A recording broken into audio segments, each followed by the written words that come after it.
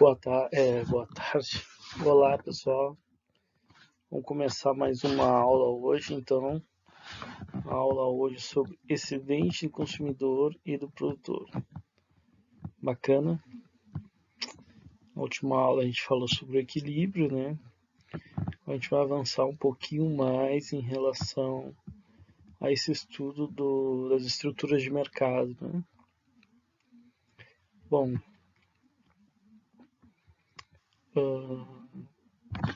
para entender essa ideia, a gente precisa recorrer novamente à estrutura de mercado. Mas aí eu fiz de forma um pouco mais simples aqui, para que não reste dúvidas, né? Como que ocorre o processo de oferta e demanda, só que agora de um ângulo um pouco diferente. Mas vamos lá. O que seria então o excedente do consumidor? Ele pode ser definido pela diferença de o quanto o consumidor está disposto a pagar por um bem e quanto efetivamente ele paga. Ou seja, isso é individual, né? Cada um tem uma certa disposição a pagar por alguma coisa, se quando quer comprar alguma coisa. Você sabe até que valor, mais ou menos, você estaria disposto a pagar? Claro, eu sei disso, quanto menor o preço, para todo mundo é válido, para todo consumidor, melhor, né? Mas, de certa forma, tudo tem um limite, né? E você tem um limite, assim, de quanto pagaria pelo bem. E então vamos dizer que esse limite seria o máximo que você estaria disposto a pagar.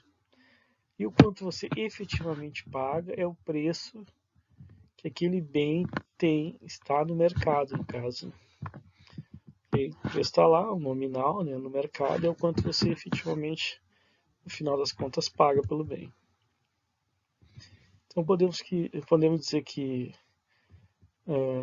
essa disposição a pagar, ou melhor, o excedente do consumidor é essa disposição que você tem a pagar menos o preço que você efetivamente paga.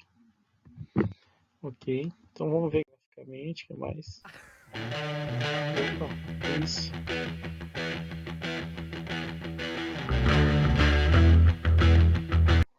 Não foi nada, isso é só um exemplo.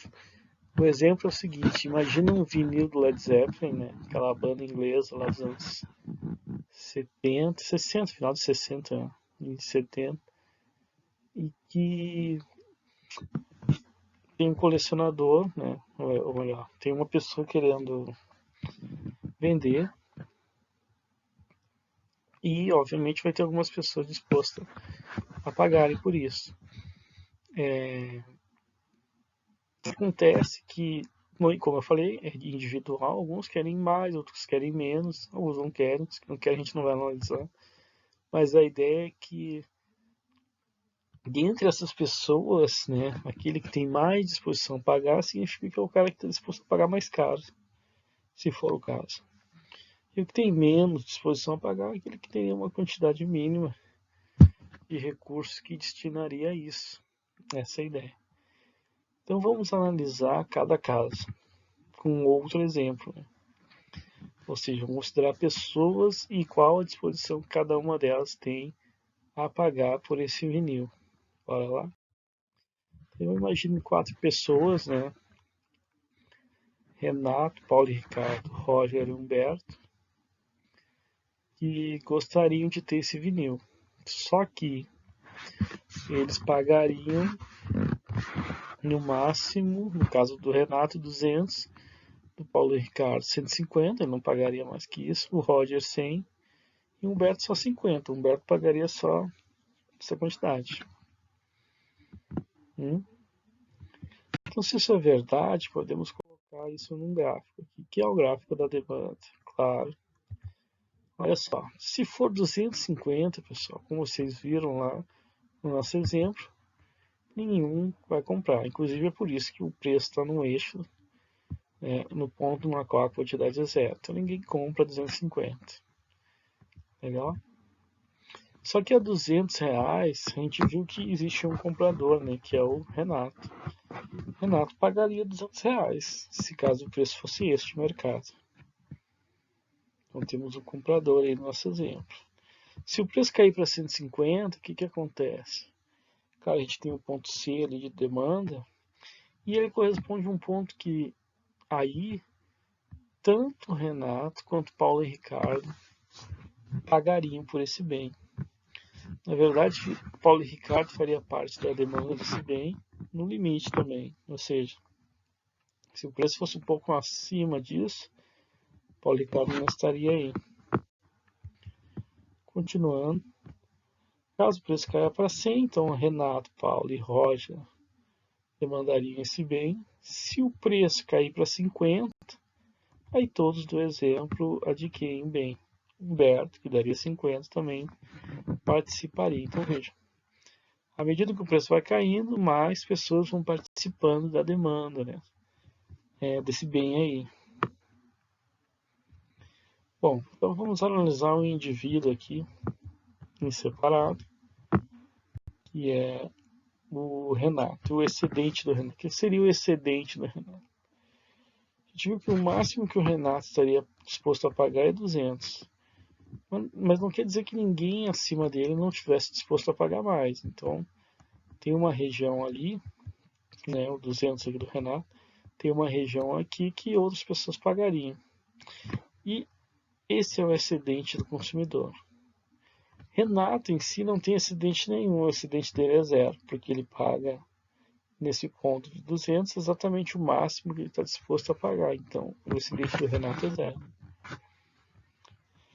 Mas se o preço for 150, a gente pode dizer então que o Renato vai ter um excedente do consumidor de 50. 50 é aquilo que ele deixa de pagar para ter esse bem e vai adquirir o bem por 150, ótimo, né? Um preço menor do que é o máximo que ele é disposto a pagar, e ele, como pode-se dizer, ele poupa R$150, né? Nessa compra aí. Então essa poupança é o excedente do consumidor. Então é um nível de bem-estar. Quanto menos ele pagar, podemos ver que maior esse excedente, por exemplo.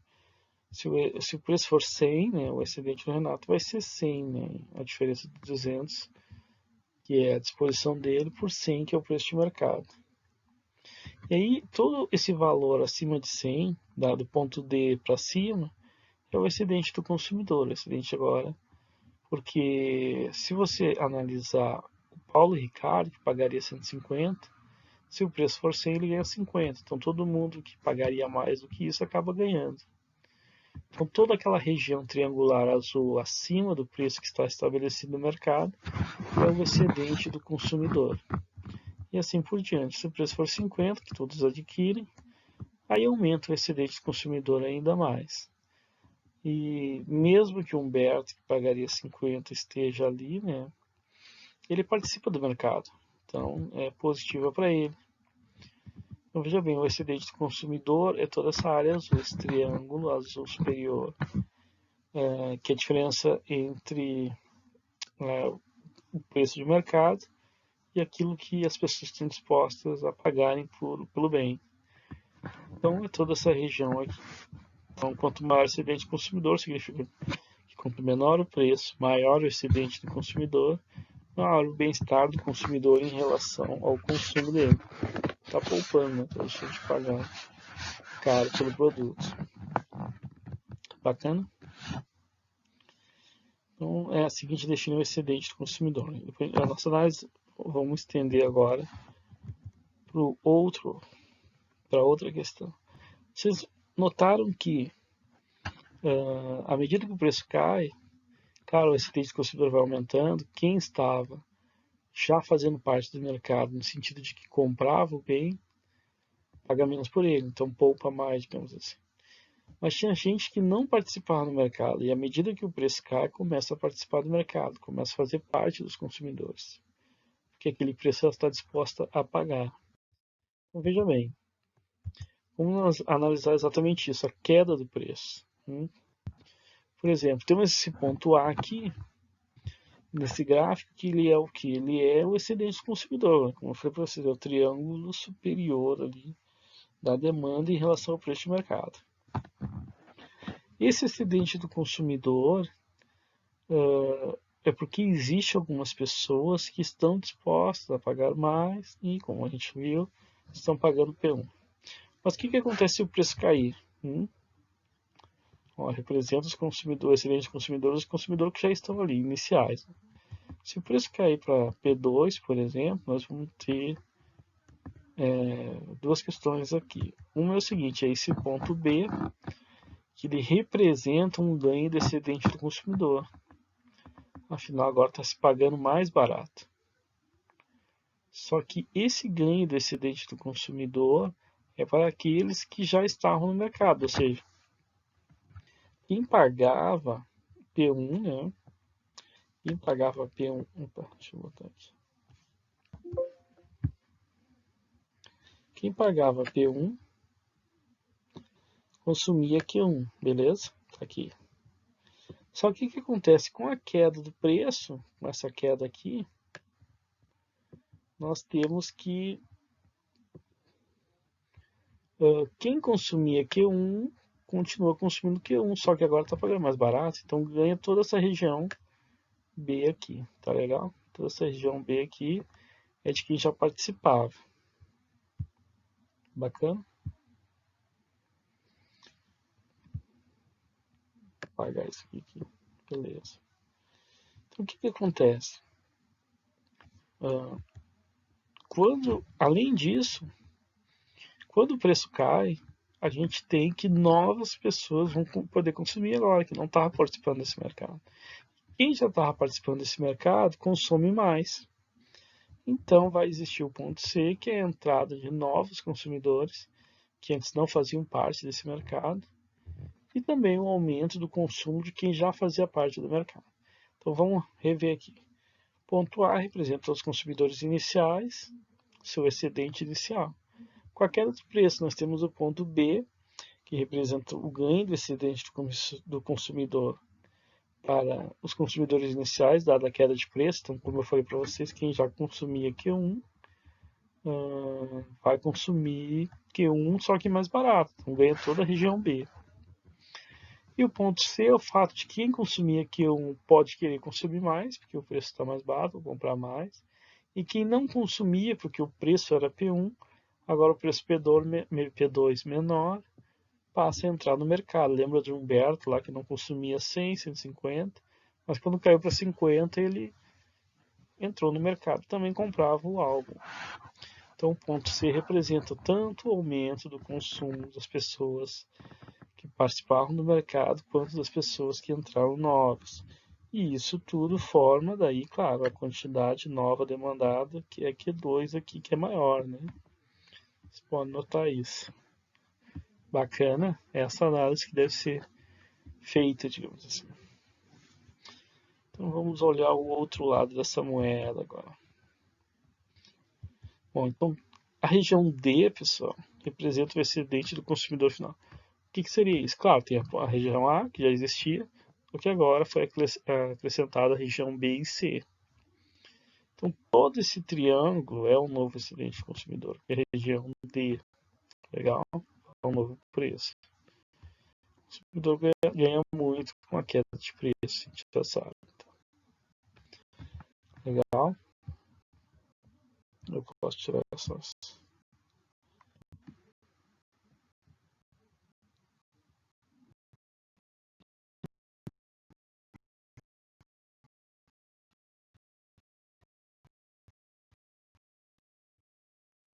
Então, vamos lá.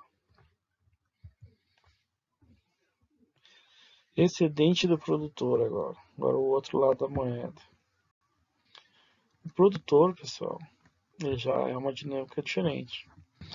Então, o excedente produtor é definido pela diferença entre o quanto o produtor está recebendo pela venda de um bem pelo custo de produção com esse mesmo bem. Então, assim, é a diferença entre o preço do bem e o custo de produção. O preço de bem no mercado é tal, o custo de produção, o quanto ele gastou para produzir aquele bem e lançá-lo no mercado. Então, esse excedente produtor, esse ganho, essa renda que ele tem, né?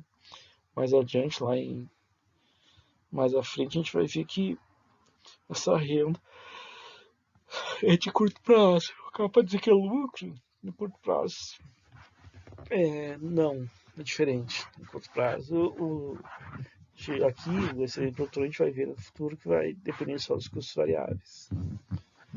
E o lucro não, depende dos custos fixos. Então, a priori, é uma renda que o consumidor ganha. A gente vai definir melhor ela. Que o consumidor não, que o produtor ganha, né? Então, vamos lá. Vamos para exemplo. Imagina a pintura da casa. Vai pintar a casa lá.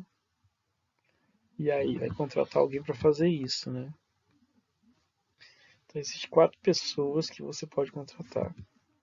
O João, que é um pintor experiente, usa materiais de primeira qualidade. O cara é bom pra caramba.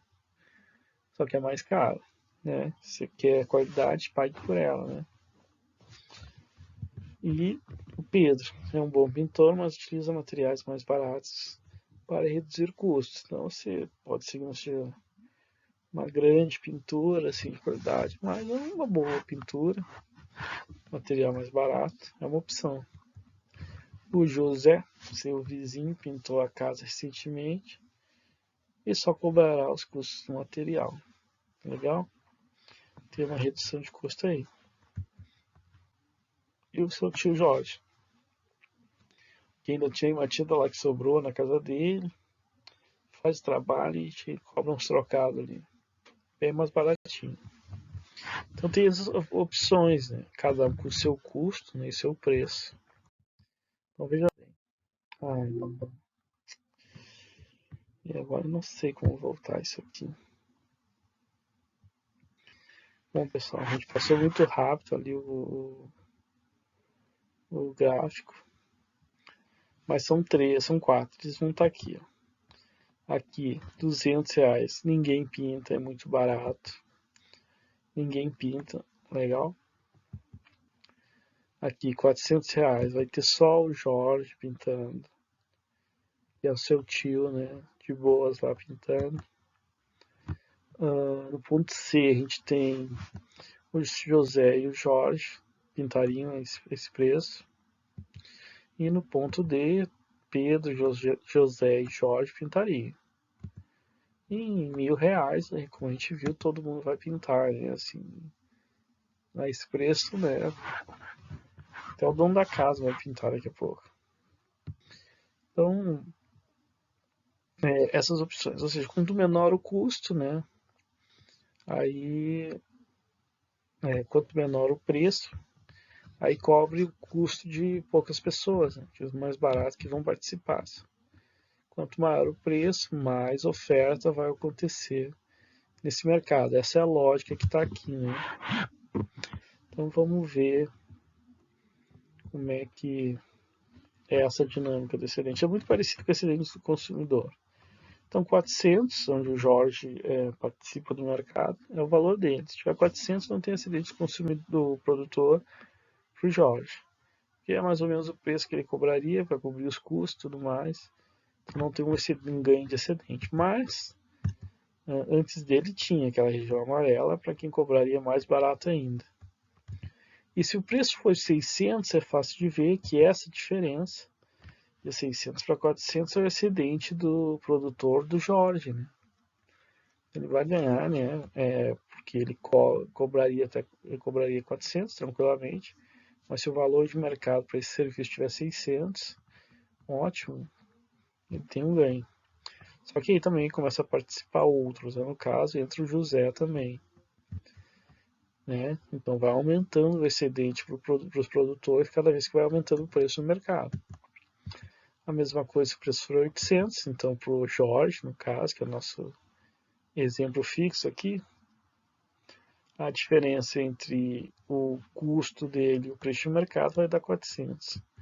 E assim por diante, né? Vai aumentando até chegar lá onde todos vão pintar.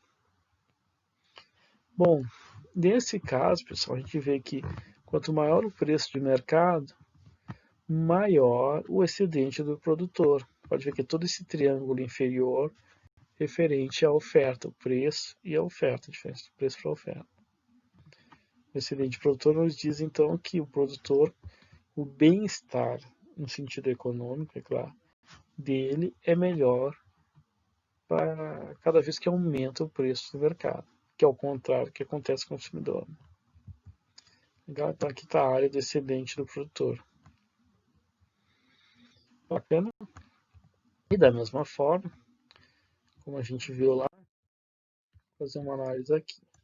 Vamos considerar um aumento de preço agora, imaginando que o preço P1 esteja aqui nesse nível, aqui, igual a Q1. Essa área A é a área do excedente dos produtores que já estão ali, ganhando a esse valor. Essa área A, o excedente do produtor. Mas se houver um aumento de preços, nós vamos ter alguns efeitos aí. De P1 para P2, temos a área B, que representa o ganho de excedente do produtor dos produtores que já estavam no mercado. Que eles vendiam a P1, agora eles ganham, porque eles nem aumentam a quantidade. Né? Pode ver. Os caras novamente aqui, a ideia é que a quantidade está aqui, fixada em Q1. E houve um aumento de preço, e para quem já está vendendo, imagina, você está vendendo Q1 a P1, que é, sei lá, R$10, agora vai para R$20, que ótimo, né? Vendendo, você ganha a área B, nem produziu nada mais. E por outro lado também temos um aumento da quantidade, porque aí esse preço vai estimular duas coisas. Aqueles que estão produzindo a produzir mais e aqueles que não participavam desse mercado. Porque não cobriam seus custos, agora podem participar. Então temos a área C, que representa o ganho do excedente do produtor para os antigos e novos produtores, dado o aumento dos preços. E aí a gente tem, né, aqui agora um novo nível de oferta, na qual tem mais pessoas participando. Então esses são os ganhos do excedente do produtor cada vez que aumenta o preço. Então a área total, digamos assim, a área D, vai ser toda essa região amarela aí, bacana, e representa então o excedente do consumidor final, dado esse novo nível de preço. Beleza? Então tá. Entendido até aqui, vamos fazer uma análise um pouquinho mais profunda sobre isso. Mas nem tanto. Essa análise que a gente vai fazer vai ser a introdução de um imposto, né, pelo governo. Na verdade, aqui a gente vai trabalhar ainda superficialmente essa questão. Vamos só fazer uma análise gráfica. Lá em micro 2, aí sim a gente faz uma análise, calcular quanto que deu esses excedentes, esse impacto e tudo mais. Mas isso lá no futuro. Vamos ter uma primeira visão aqui, utilizando como exemplo. Então tá lá. Quando o imposto é criado e aplicado sobre determinado bem, devemos supor a existência de dois preços. Um pago pelo consumidor, ou quando o consumidor paga, e outro recebido pelo produtor. Porque parte, né, vai agora para o governo através da taxa de imposto. Então tem isso. Então vamos lá, tem o preço de demanda, que tem ali o PD, né, é igual ao PS, que é o preço de oferta, mais a taxa de imposto. Então o consumidor ele paga o preço de oferta mais o imposto. Legal? E por outro lado, temos que o produtor ele recebe o preço pago pelo consumidor, PD, né, menos a taxa de imposto. Então ele também, de certa forma, está pagando diretamente esse imposto, né, recebe menos. O imposto é a diferença entre o que é pago pelo consumidor e o que é recebido pelo produtor. Essa diferença aí é a taxa de imposto. Bacana? Então tá aqui, vamos fazer a análise gráfica da introdução do imposto, né? Tá aqui tanto o excedente do consumidor, aqui o equilíbrio, né? A gente viu, equilíbrio de mercado, preço de equilíbrio, quantidade de equilíbrio. Acima do preço de equilíbrio está toda a área do excedente do consumidor. Abaixo do preço de equilíbrio está a área do excedente do produtor. Então vamos ver, vamos retirar isso aqui e introduzir o preço do consumidor, O preço do consumidor, pessoal, ele está acima do preço de equilíbrio, porque agora ele também paga um imposto, ele paga mais que o preço de equilíbrio. E o produtor, ali, ó, ele paga o preço que ele paga para o produtor mais a taxa de imposto, então está acima do preço de equilíbrio. E o produtor, por outro lado, ele recebe menos que o preço de equilíbrio, né? Porque agora ele, de certa forma, é descontado o imposto. Então o preço do produtor é o preço, como vocês podem ver aqui em cima, né? Vou repetir aqui a forma. É o preço pago, ele recebe o produtor o preço pago pelo consumidor menos a taxa de imposto. Então tá aí. Por isso que a diferença aqui, né, entre o preço pago pelo consumidor e o produtor é a taxa de imposto. Então temos aí preços diferentes, né? Para avaliar o que acontece, a gente precisa classificar aqui essas áreas aqui. A, B, C e D, né? Cada uma área deve ser classificada dessa forma. E a gente vai avaliar assim quando existir e quando não existir imposto. Legal? Quando existir imposto é tranquilo, o preço de equilíbrio, a quantidade de equilíbrio. E aí quando o imposto passou a existir, temos esses dois preços, né? O preço do consumidor e o preço do produtor. Então a gente vai calcular o que se chama de variação do excedente do consumidor. Vamos chamar aqui de delta EC, né? Que vai ser, o que é a área A ali? Aquela área A, a churada ali, é uma área que é perdida pelo consumidor, porque antes ele pagava preço de equilíbrio, agora está pagando preço maior. Então ele perde a área A área B também ele perde, porque antes ele consumia a quantidade E, que está aqui, ó. Ele consumia aqui, passou a consumir menos o consumidor.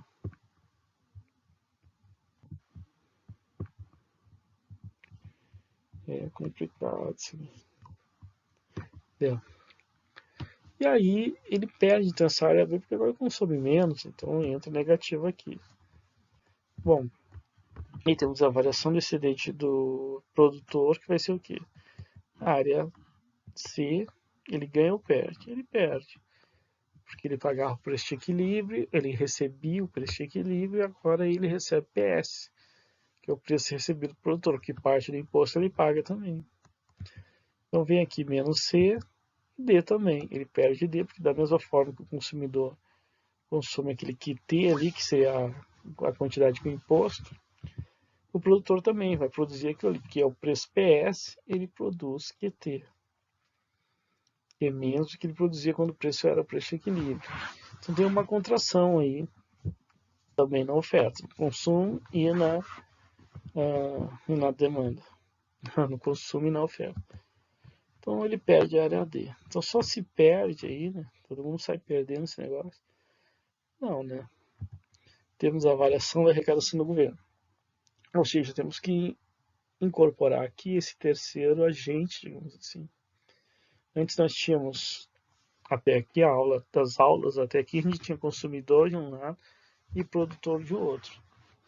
Só que, na verdade, a gente. É que eu estou aqui num puff, então meu papo vai caindo aqui. Então, na verdade, vai ter um terceiro agente que é o governo, que é quem arrecada os impostos. Afinal, se deixa de consumir, se deixa de produzir, mas porque está se pagando imposto e o governo está arrecadando. Então, o que o governo arrecada? Ele arrecada a área A e a área C, que estão ali em verde agora. E o cara disse, pô, mas por que ele não arrecada a área B e a área D? Vocês sabem? Uma boa pergunta de fazer em aula, né? Vocês se escaparam. Ou não, né? O cara que sabia podia responder. A área B e D, pessoal, ele não arrecada porque não existe mais. Olha aqui embaixo, ó. A gente colocou aqui, quantidade caiu para QT, tanto consumida como produzida. Então essa aqui é a quantidade que está valendo agora. Então não tem como ele consumir B e D se não é produzido mais que E. Que E morreu. Legal? Então é que a quantidade produzida e consumida, nesse caso aí com o imposto. Então o imposto retrai consumo e produção. Então por isso, pessoal, que a gente também chama essa questão, essa contabilidade que se ganha e que se perde, porque se perde A, B, C e D, que cai consumo e produção, mas se ganha A e C. Por que se ganha? Não, se for para o governo, sim. A ideia é que vai para o governo e retorna para a sociedade, né? Através de investimentos públicos, né? Com aspas. Eles não retornam. Mas aí o que acontece? Então A e B, A se anula com A, vou fazer a contabilidade aqui, ó, somar a variação do consumidor, a variação do excedente do consumidor, mais a variação do excedente do produtor, mais a variação da arrecadação do governo, é só somar isso tudo aqui. Ó. A vai cortar com A aqui, beleza? Vou botar em cor diferente.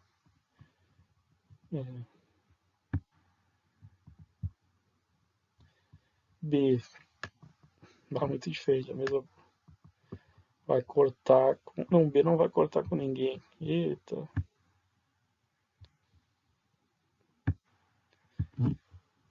Eu não consigo apagar isso. Beleza.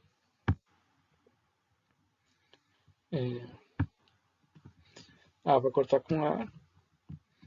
E C vai cortar com C aqui. Vai ser um veio positivo, outro veio negativo. Né? E aí, olha só, sobra B e sobra menos B e menos D. Então, a perda líquida social é menos B e menos D. Conhecida também como peso morto. Então, se tem uma aplicação de imposto, tem o que se chama de peso morto, que é essa área B e D aqui, chamar de peso morto porque é a perda, digamos assim, de consumo e produção que não retorna para ninguém, simplesmente perde o imposto. Beleza? E a AIC, que é a arrecadação do governo, a ideia é que ela retorne, então, para a atividade econômica através de bens e serviços públicos, né? Essa é a ideia. Bacana. Então, essa aqui é a análise com o imposto, que é uma análise um pouco amarga, né? Ninguém gosta de imposto, nem brasileiro mais. Antigamente o brasileiro não está ali que o imposto pode cobrar. O pensamento público mudou um pouco. Né? Opa, peraí, então paga um imposto mais. Coisas mudaram, né?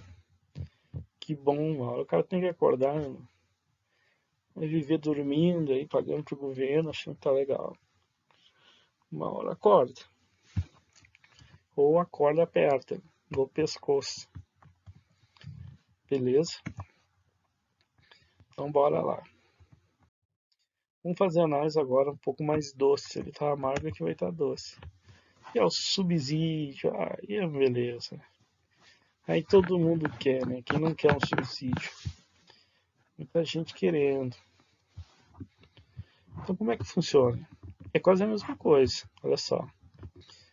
É como se fosse um imposto negativo, que ao contrário, ao invés de tirar, o governo agora está dando. Quando o governo define um subsídio, podemos imaginar como se fosse um imposto negativo, invertendo a relação entre o que paga o consumidor e o que recebe o produtor. Então, considerar esse o nível de subsídio. Assim, temos um preço pago pelo consumidor, que seria o preço do produtor, menos o subsídio, ou seja, o consumidor paga menos dessa vez. Porque ele vai estar sendo subsidiado, então ele não precisa pagar aquele preço que é cobrado pelo produtor, ele paga menos. E o produtor, por outro lado, recebe mais. Olha só que lindo isso. O produtor, então, vai ser igual ao preço dele, vai ser igual ao preço pago pelo consumidor, mais o subsídio. Então, o que é o subsídio? Então, é essa diferença entre o que recebe o produtor e o que paga o consumidor. Legal? Voltando lá para o gráfico, né? Vamos fazer a mesma análise agora. Como é que isso impacta, né? Tiramos aqui, já sabemos que esse é o excedente inicial, né, do equilíbrio, tanto para consumidor quanto para produtor. Vamos lá. Com o subsídio, agora o produtor está nas nuvens, ele recebeu o subsídio. Então ele recebe um preço maior que o preço de equilíbrio, está sendo subsidiado. Ok? Ele recebe o preço pago pelo consumidor mais o subsídio. Por outro lado, o consumidor paga menos, paga mais barato, porque ele também está sendo subsidiado, então ele paga menos que o preço de equilíbrio. Então ele vai pagar o que é pago para o produtor menos o subsídio. Então cai lá para baixo o preço. Preço subsidiado, que beleza, né? Tá aqui o subsídio, a diferença entre o preço recebido pelo produtor e o pago pelo consumidor. Então, é subsidiado pelo governo para manter o preço baixo para o consumidor e ainda ganhando o produtor. Bom, para fazer a análise, pessoal, a gente vai precisar fazer esse detalhe aqui, essa divisão aqui do gráfico, né? Como ela está aparecendo para vocês. E eu vou colocar cada um em um bloco, né? A, B, C, D e E. A e C são aqueles retângulos ali, né? Vou descolorir para ficar mais claro. E vamos lá. Então, qual vai ser a variação do excedente do produtor? O produtor ele recebia o preço de equilíbrio e produzia a quantidade de equilíbrio. Agora é uma beleza, porque ele vai ganhar a área A, porque agora ele está ganhando mais, está ganhando preço PS do que o preço de equilíbrio, então ele ganha a área A para os produtores que já existiam ali, lembrando disso, e ele ganha a área B, que agora esse preço ele produz mais, novos produtores vão entrar nesse mercado, então tem aí a área B ganha pelo produtor. Consumidor da mesma forma, pessoal. Temos então o ganho, né, em relação à variação do excedente do consumidor da área C, positivo, porque agora ele está pagando menos, não paga mais o preço de equilíbrio de mercado. E temos também a área D, porque pagando menos, o consumidor pode consumir mais. E novos consumidores que antes não participavam desse mercado pode agora participar porque o preço caiu. Então, se ganha a área D positivamente. Então, é uma beleza, todo mundo sai ganhando, o subsídio está ótimo. Mas, realmente, olha só, isso aqui é o efeito agora só para analisar o produtor. Vejam bem, ele tinha a área abaixo do preço de equilíbrio, que é aquele amarelo normal, aquele triângulo, e ele ganha mais a área A e B, então expande o excedente do produtor. Da mesma forma, o consumidor, aquele azul inicial, é o que ele tinha a partir do preço do equilíbrio, e ele expande também para a área C e D. Então, expande o excedente consumidor e produtor. Bacana. Mas alguém tem que pagar a conta. E obviamente que é nós, o governo, mas é nós, né? Porque a gente paga o imposto para ele e dá o subsídio para outro. Para outro não, talvez para nós mesmos. Mas a ideia é, o governo paga. E ele paga a área A, ele paga a área A e deu para o produtor, paga a área B para o produtor, paga a área C para o consumidor e paga a área D para o consumidor também. E a área E? Pô, mas a área E? A área E ele paga para quem? Para quem, José? Não, isso é espantalho. O José não está aí, não. Espantalho de linguagem. Mas a área E? A e B vai para o produtor, C e D vai para o consumidor. Então por que ele está pagando a área E também? A área E vai para quem? Para o extraterrestre? Vai para o exterior? O que é o E? É enterrado? Uma mala de dinheiro? Tudo isso parece hipóteses plausíveis. São plausíveis essas hipóteses. Bom, a área E, pessoal, ela é também uma forma de peso morto do subsídio, por incrível que pareça. E como é que é esse peso morto do subsídio? Ele paga a área, ele paga, na verdade, todo esse retângulo A, B, C, D e E é pago pelo governo. Só que a área aí, quem é que recebe isso? Então veja bem, a perda líquida social vai ter um saldo. Que quando a gente pegar a área do excedente consumidor, somar com a área do excedente produtor, mais a despesa do governo, dá para fazer tranquilamente que a gente vai ver que vai sobrar, olha só. Então vai ser A menos A anula, B anula com menos B, C anula com menos C e D anula com menos D. E E é a nossa perda líquida social. E o cara, caramba. Então tem uma perda aí no final das contas com o subsídio que é. Mas como tem uma perda? Vai para onde? Pô, que isso? Bom, essa é uma perda de eficiência do subsídio. Eu vou explicar o que é agora. É assim, porque quando você fez o subsídio, o governo, você é o governo, o preço aumentou para PS, estimulando a produção até QS. Só que estimulando a produção, ela vai correr aqui nessa linha aqui, ó. Vai correr aqui nessa linha da oferta, estão vendo? Para cima. No caso, até esse ponto aqui, né? Só que é o seguinte, toda essa diferença aqui, ó, opa, entre o equilíbrio até esse ponto em cima aqui, que eu vou botar aqui um U, um V, o equilíbrio era aqui, né? Lembra disso? Eita, é difícil. Tá aí o equilíbrio, foi para esse ponto V aqui. V foi o que deu para desenhar. Esse aumento de produção, ele também significa aumento de custo, está puxando o custo. E a gente vai ver isso na aula de custo, mas já dá para ter uma ideia que está puxando o custo com a produção. Que se paga com o PS, se paga. Mas os custos não, os custos são toda essa área E aqui. Pá, esse triângulo aqui. O que se paga é o preço que A e B é dado para o produtor, não dado, é subsidiado para o produtor. E é o custo. Tu está pagando parte dos custos por se produzir mais, o governo, no caso. Então, pessoal, essa é a perda de eficiência. Era eficiente na região E, porque aqueles custos eram pagos pelo próprio mercado. Aqui não, para ter uma produção maior, tu está pagando os custos daquela produção maior. Em parte, vai para o produtor a receita dele com esse subsídio, em parte para o consumidor, o C e D, por esse subsídio. Só que em parte não vai nem para o consumidor nem para o produtor, e sim para pagar os custos de uma produção maior. Então, essa perda de eficiência que o subsídio gera e a perda líquida social. Bacana.